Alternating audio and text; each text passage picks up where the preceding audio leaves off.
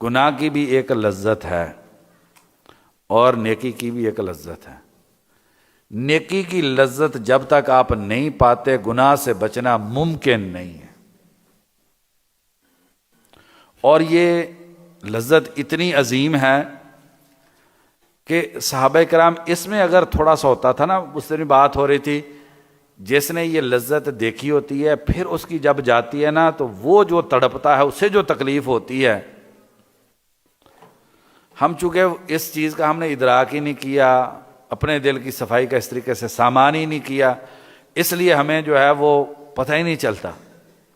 ورنہ گناہ کو صرف ایک ہی طریقے سے چھوڑا جا سکتا ہے، اور وہ طریقہ یہ ہے اللہ تبارک و تعالیٰ کی محبت اور نیکی کی لذت جو ہے وہ انسان کو مل۔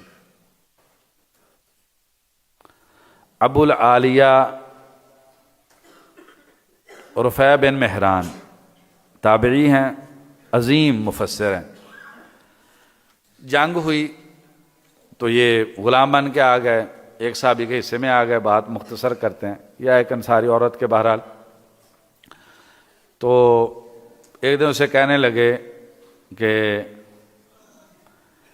آپ نے مجھے اللہ کے لیے رکھا ہے کیسے؟ بہرحال بات کی، انہوں نے ان کو آزاد کر دیا۔ مسئلہ کیا تھا؟ مسئلہ یہ تھا کہ ساری رات قرآن مجید پڑھتے رہتے تھے، وہ قرآن مجید جب شروع کر لیتے تھے چھوڑنے کو دل نہیں کرتا۔ امام شافعی رحمہ اللہ کا میں نے پڑھا، ایک رات عشاء کی نماز پڑھ کے قرآن مجید کھول لیا، پتہ ہی نہیں چلا فجر کب ہوگی، اور ہمارا قرآن مجید سے کیسی لذت ہوتی ہے۔ تو یہ ساری رات قرآن مجید پڑھتے رہتے، پھر خادم آدمی ہیں، صبح اٹھتے تو آقا نے کہنا یہ کرو وہ کرو، سارا دن تو طبیعت خراب ہونے لگی۔ تو بہرحال مختصر آزاد ہو گئے، قرآن کے ساتھ بڑا تعلق، آزاد ہو گئے تو زندگی گزار رہے۔ ایک مرتبہ ان کی ٹانگ میں مسئلہ بن گیا، ٹانگ میں مسئلہ بنا تو انہوں نے کہا کہ علاج اس کا ایک ہے کہ ان کی ٹانگ کاٹنی پڑے گی۔ تو ان کو کہا گیا کہ آپ کوئی نشہ آور چیز جو ہے وہ لے لیں تاکہ اس کی درد محسوس نہ ہو۔ کہنے لگے کہ نہیں، جس زبان سے قرآن مجید پڑھتا ہوں اس سے نشہ نہیں لے سکتے، لیکن ایک بات ہے، قرآن مجید میں پڑھتا ہوں، جب تم دیکھو کہ میری آنکھیں اوپر اٹھ گئی ہیں اور ان میں آنسو تیرنے لگے ہیں، تم میری اس کیفیت یہ نظر آ جائے گی، جس وقت یہ کیفیت بن جائے تو میری ٹانگ کو کاٹ دینا۔ قرآن مجید کی تلاوت شروع کی، آنکھوں سے آنسو ٹپکنے لگے، آنکھیں جیسے ہم کہتے ہیں پھٹ گئیں یا اوپر اٹھ گئیں، ان کا ٹانگ کاٹ دی گئی، اور اسی طریقے سے قرآن مجید کی تلاوت کرتے رہے۔ تو ان کو بتایا گیا کہ آپ کی ٹانگ کاٹ دی گئی ہے، تو محسوس نہیں ہوا آپ نے ٹانگ پیچھے کھینچی نہیں ہے، درد ہوتا ہے انسان پیچھے کھینچتا ہے نا۔ کہنے لگے کہ اللہ تبارک و تعالیٰ کے ساتھ تعلق کی وہ مٹھاس تھی کہ یہ آری اس پہ کیا کام اس نے کرنا تھا۔ آپ جو ہے وہ جامع العلوم والحکم میں یہ احسان کیا ہے اس کی شرح میں پڑھیں، ان تعبد اللہ کانک تراہ فإن لم تکن تراہ فإنہ یراک۔ تو بڑی انہوں نے خوبصورت شرح کی ہے، تو اس میں فرماتے ہیں، لکھتے ہیں کہ کئی دفعہ اسلاف ایسے ہوتے تھے تنہائی میں بیٹھ جاتے تھے، کوئی ان کے پاس آتا تھا، انہیں اس پہ اتنی زیادہ تکلیف ہوتی تھی کہ سوچ نہیں سکتے۔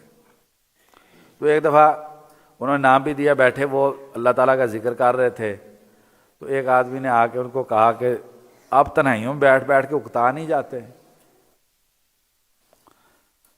اب تو عورت کے لیے گھر میں بیٹھنا مشکل ہے نا، مجھے جیل میں بند کرنا آپ نے۔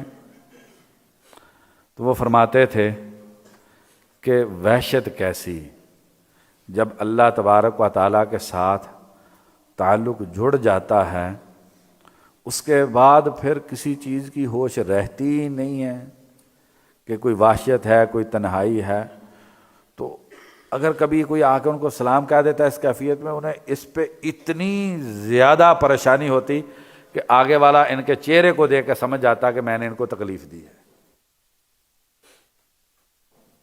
تو اللہ تبارک و تعالیٰ کی محبت بہت عظیم چیز ہے، اور یہ محبت دنیا کو قربان کیے بغیر انسان حاصل نہیں کر سکتا۔ انسان کہے کہ میں نے دنیا کی محبت بھی ساتھ رکھنی ہے اور اللہ تبارک و تعالیٰ کی بھی محبت، نہیں۔ عبداللہ بن مسعود کیا فرماتے ہیں؟ گانا اور قرآن مجید کی محبت، یہ دونوں چیزیں ایک دل میں اکٹھی نہیں ہو سکتی۔ پیسے کی محبت بھی ہے اور اللہ تعالیٰ کی محبت بھی ہے، پیسے کی محبت بھی ہے، قرآن مجید کی محبت بھی ہے، یہ دونوں آپس میں الٹ چیزیں ہیں، متضاد چیزیں ہیں، یہ ایک دل میں اکٹھی نہیں ہوتی۔ ایک ہی صورت ہے دل میں اللہ تعالیٰ کی محبت کے آنے کا کہ وہ دل صرف اللہ تبارک و تعالیٰ کی محبت کے لیے خالص ہو جائے۔ ابن رجب رحمہ اللہ فرماتے ہیں کہ دل کو سکون ایک ہی ذریعے سے آ سکتا ہے کہ اس میں اللہ تعالیٰ کا ذکر، اللہ تعالیٰ کی معرفت، اللہ تبارک و تعالیٰ کے بارے میں علم جو ہے وہ استقرار پکڑ جائے، پورا دل اللہ تبارک و تعالیٰ کی معرفت جو ہے اس سے بھر جائے تو دل کو سکون آ سکتا ہے۔ اس کے علاوہ انسان دل کے لیے سکون کا سامان نہیں کر سکتا۔